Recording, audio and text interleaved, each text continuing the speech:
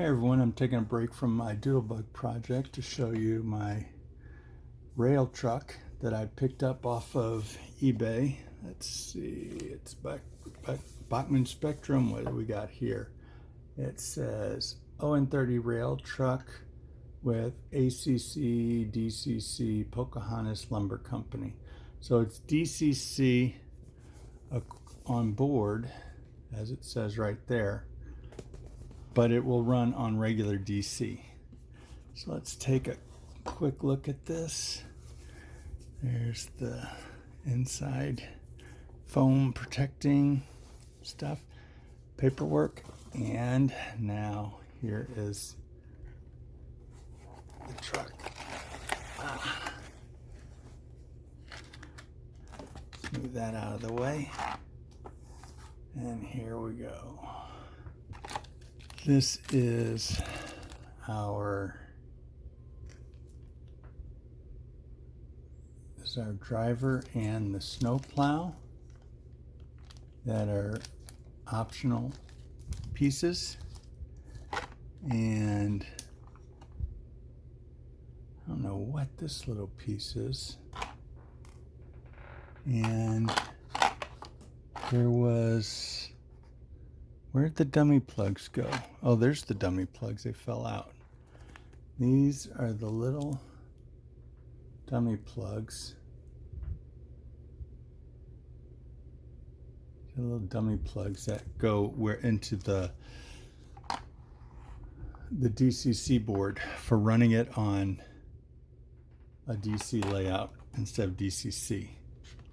And oh, just so you know, this is really cool because this has all the information about it. And I love, I'm not that familiar with DCC, so I find this all fascinating. But it tells us it's equipped with a 28-speed step decoder that is factory programmed to address button 3 on NMRA compliant DCC systems. The on-off lighting feature is factory programmed for button 10, F10. F1 is for dimming. So it's really cool. They give you some of the pre-programmed information on it. And where is that decoder located? Oh, it's inside here. So it looks like there's the DCC board. That's the what do they call that? Transmitter thingy. So, and then the dummy plugs go onto there. So I don't think this is gonna work when I try and test it because there's nothing on it. But maybe I should check to make sure there's a DCC board inside of it because I'd hate to damage something. Oh, that's the Railtruck.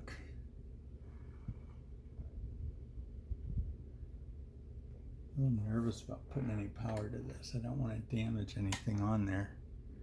Oh, look, the lights come on. Oh, it is trying to move.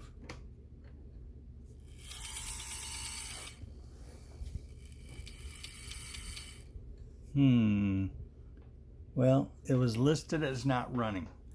Sounds like we got a gear issue here. Let me see if I can lower this down a little.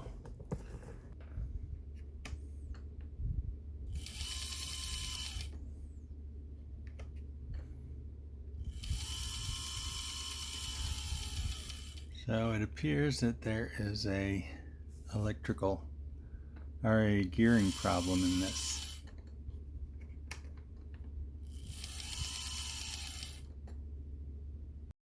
In my effort to find where the motor is and the gear problem, I found the screw to the mailbox back here.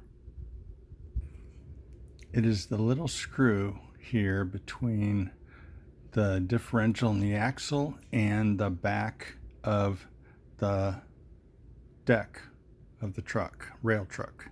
This is the DCC card. with all of its programming stuff. So I have to unplug these wires and put in the dummy plugs so this will run on my DC layout. So I now have the dummy plugs in place, and I have seen these where people who don't have dummy plugs and they want to run it on a DC layout will create their own jumper wires that run between the 3 plugs on one side and the 3 plugs on the other. So with the dummy plugs in place, I can close this back up, and now let's try and find the motor and the gears somewhere inside the cab.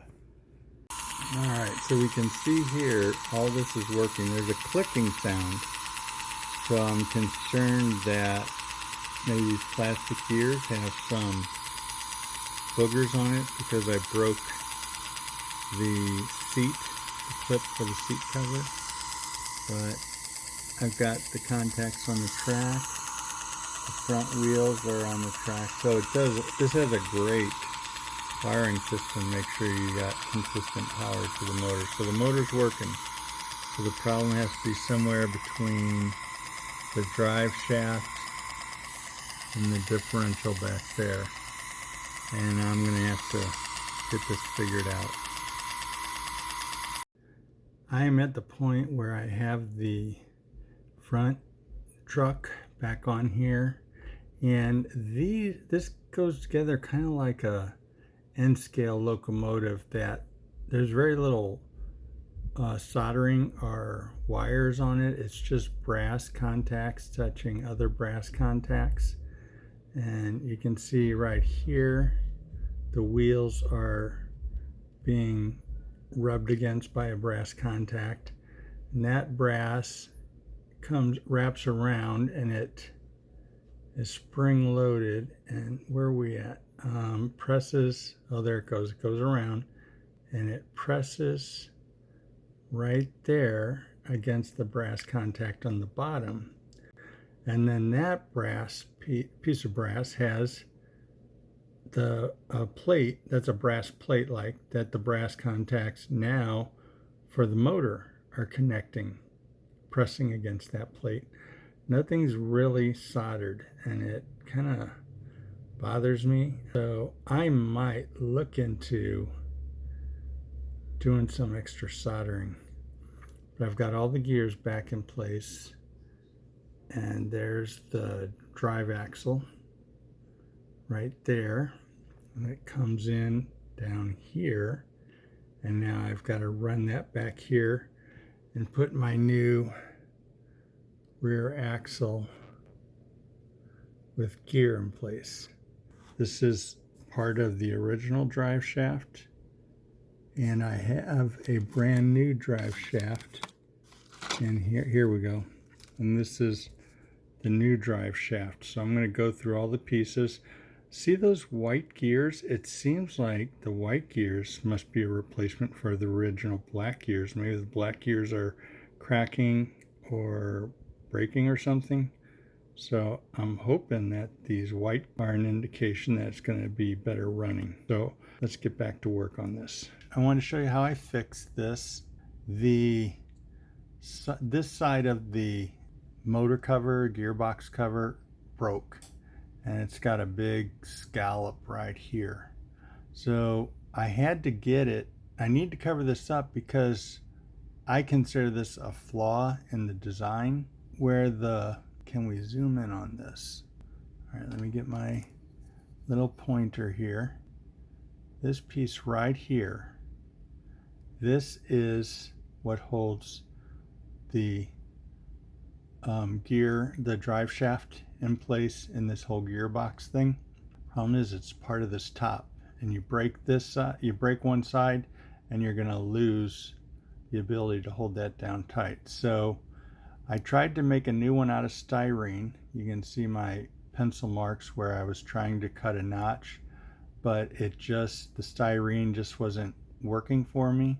So what I ended up doing was shaving away on the inside edge of this, and then I glued this wire that I use for making railings on freight cars and stuff like that to make the little clip. And this, I really want to do some more sanding, smooth these edges out so I can paint it black and make it all blend. But this is actually holding nice and tight on there. Oh, I wanted to say I found another cracked gear, and the other cracked gear was the black gear that was at the on the inside here, like I showed you before. So let me put some power to the motor and we'll see how this thing's moving for me now. So there we go. I got that gear going, and I was able to loosen up the gear in the back end of the rail truck. So if they're all moving smoothly, I could have this rail truck rolling here in just about 5-10 minutes. This is the rear axle with the drive gear on it for the, I think it's called a differential. I'm not a mechanic. The one on the right is with the black gear on it. That's the original rear axle. And the one on the left with the white gear, that is the replacement. I just noticed something that's really cool, and it'll make this stand out when it's running again. Check this out. They both have black spokes, but the new one has a white outline. I got white rim on it. Check that out. That is going to be so cool looking. And maybe what I could do is take some burnt umber or some brownish color, and those bolts or pins, whatever those are around the hub there, I could paint those, make those stand out a little bit more. But that just alone, the white trim on that wheel is going to look really cool. All right, this has become an exercise in futility. There's too many working parts. Look at this diagram. Now we got all these parts here. Let's count them out. 1, 2, 3. Go to the drivetrain. We have 4, 5, 6, 7, 8, 9, 10, 11, 12, 13, 14, 15, 16. Backman just has too many moving parts to this project. I've come up with a solution, and it's going to take me time to get it all put together, but in part 2 you will see my solution to my dilemma on this situation. Like, share, and subscribe to my channel if you haven't already done it for more updates on this rail truck and other projects I'm working on.